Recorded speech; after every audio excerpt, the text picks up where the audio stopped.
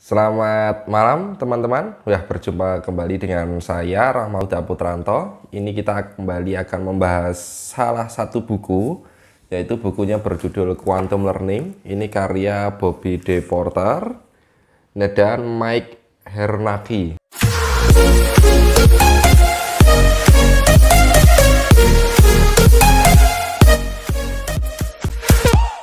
Nah, ini sebenarnya buku lawas sekali, akan tapi sudah cetak berulang-ulang. Dan kalau kalian ke toko buku, pasti akan tampilannya berbeda, tidak berwarna ungu seperti ini.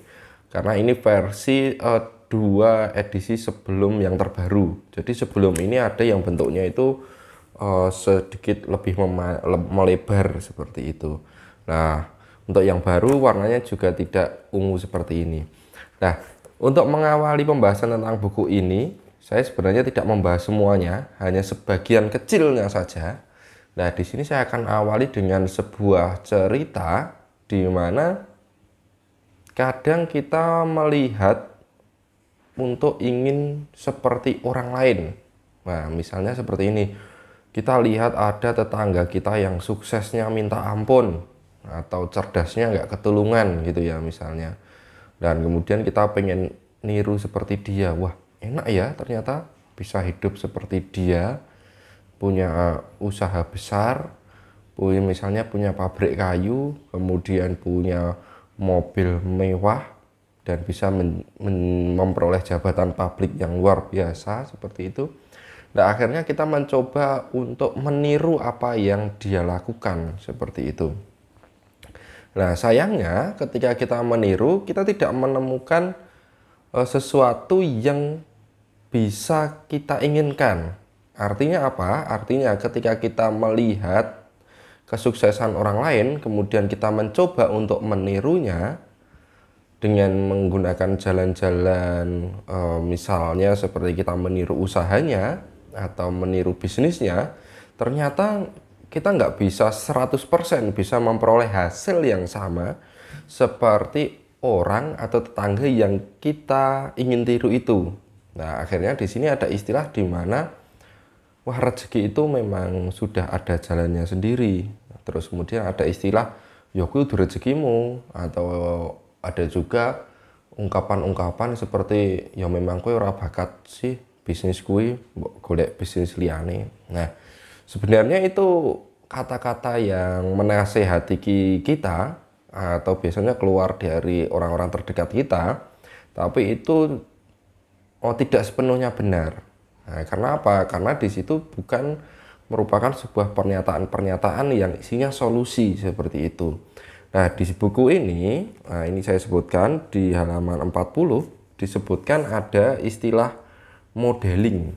Nah, modeling itu artinya adalah kita meniru gitu. Tapi meniru di sini bisa kita jadikan sebagai solusi atau jawaban kenapa ketika kita meniru bisnis orang lain, kita meniru usaha orang lain itu tidak mendapatkan hasil yang sama persis seperti itu. Nah, di sini disebutkan seperti ini. Jika Anda mengenal seseorang yang menampilkan perilaku yang Anda kagumi atau yang telah mencapai sesuatu yang ingin Anda lakukan, Anda dapat menggunakan orang itu sebagai model. Dan Anda dapat meniru keberhasilan orang itu dengan mengatur pola berpikir dan tubuh Anda seperti dia. Nah, para ilmuwan peneliti tentang perilaku menyebut ini sebagai pemodelan, atau dalam bahasa Inggrisnya diistilahkan dengan modeling. Nah, kalau contoh yang saya ceritakan di awal tadi, kenapa ketika kita ingin meniru usaha orang lain, kemudian kita mendapatkan hasil yang tidak sama, ternyata ada beberapa faktor yang mungkin luput untuk kita tiru. Nah, di buku Quantum Learning ini, dari yang saya bacakan tadi, itu diungkapkan bahwa ternyata yang harus kita tiru itu bukan hanya model usaha yang dia lakukan saja, tapi ada juga yang harus kita tiru satu. Ini misalnya menampilkan perilaku yang Anda kagumi atau yang telah mencapai sesuatu yang ingin Anda lakukan. Nah, Anda dapat meniru keberhasilan orang itu dengan satu. Nah, ini ada frase yang saya garis bawahi bahwa satu, kita harus mengatur pola berpikir seperti dia. Itu satu. Kemudian ada yang kedua, selain mengatur pola berpikir, maka kita harus mengatur pola tubuh Anda seperti dia.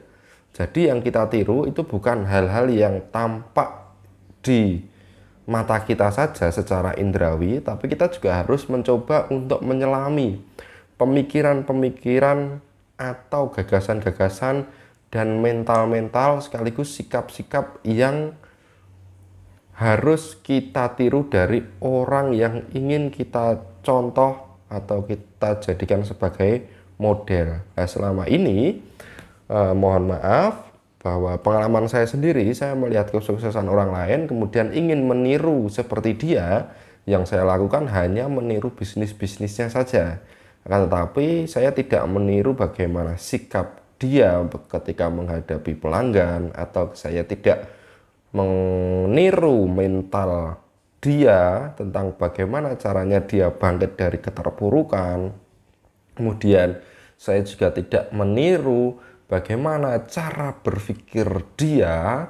Nah, itu yang kadang atau sering sekali kita tinggalkan ketika kita meniru orang lain yang sudah sukses. Nah, oleh karenanya ada ungkapan bahwa apa yang tertampil di orang sukses itu kan biasanya yang enak-enak saja. Nah, kita melupakan kesulitan-kesulitan atau yang enggak enak itu tadi. Nah, ketika kita ingin meniru orang lain, maka yang kita tiru tidak hanya yang enak-enak itu saja, tapi kita juga harus meniru yang tidak enak itu. Bagaimana caranya dia menghadapi kegagalan, bagaimana caranya orang yang kita jadikan model itu mencari solusi dari sebuah masalah.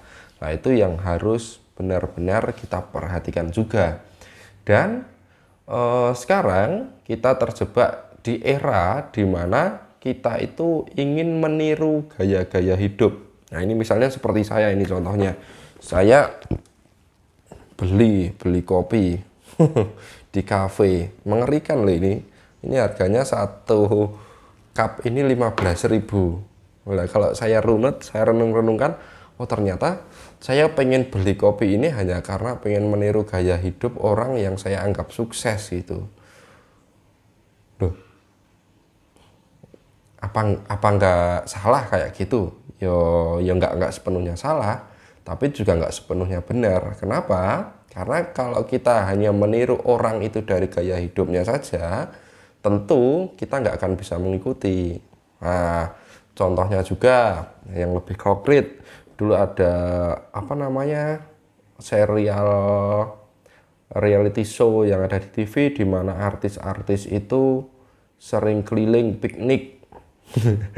Nah, itu terus akhirnya di sini ada tulisan My Trip My Adventure gitu. Nah, banyak anak-anak muda yang beranjak dewasa itu mencoba untuk gaya hidup seperti itu, tapi nyuwun sewu, ternyata gaya hidup seperti itu tidak bisa dilakukan di kehidupan nyata. Kenapa? Karena belum ada faktor-faktor yang menopang gaya hidup itu, gitu loh. Nah, di sini kita boleh meniru gaya hidup artis, boleh meniru gaya hidup influencer, gaya hidup bisnismen atau pejabat atau siapapun itu. Yang penting ketika kita meniru gaya hidupnya, kita harus memiliki sumber daya yang mampu menopang gaya hidup itu. Kalau nggak ada sumber daya yang bisa menopang gaya hidup itu, ya kita pasti akan bodol. Maka di MTMA itu ya kadang kan ada meme juga, kaosnya My Trip My Adventure, tapi lungo atau sidik digoleki mbok. Nih, lah itu termasuk gaya hidup yang tidak ditopang oleh faktor-faktor yang mendukung seperti itu. Jadi sebenarnya di sini yang ingin saya tekankan bahwa ketika kita meniru seseorang, meniru kesuksesan orang, itu kita tidak hanya melihat tampilan-tampilan luarnya saja. Misalnya tampilan-tampilan dari gaya hidup yang dia lakukan atau model bisnis yang dia lakukan, dia terapkan atau dia jalankan, tapi kita juga harus bisa meniru apa yang tidak terlihat di mata kita. Misalnya kita harus bisa meniru, harus bisa menyelami bagaimana pola pikirnya, kita harus meniru bagaimana caranya dia hidup, memecahkan permasalahan dan lain sebagainya. Ya, itu saja sharing kita kali ini. Ini vlog kita membahas tentang buku Quantum Learning. Sedikit isi buku Quantum Learning, akan tetapi kami mencoba untuk mengkontekstualisasikan dengan kejadian-kejadian dan pengalaman-pengalaman hidup kami. Itu dari saya. Terima kasih atas perhatiannya. Jangan lupa subscribe untuk mendapatkan video-video kami berkaitan dengan pembahasan buku di edisi-edisi selanjutnya. Terima kasih. Assalamualaikum warahmatullahi wabarakatuh. Dadah.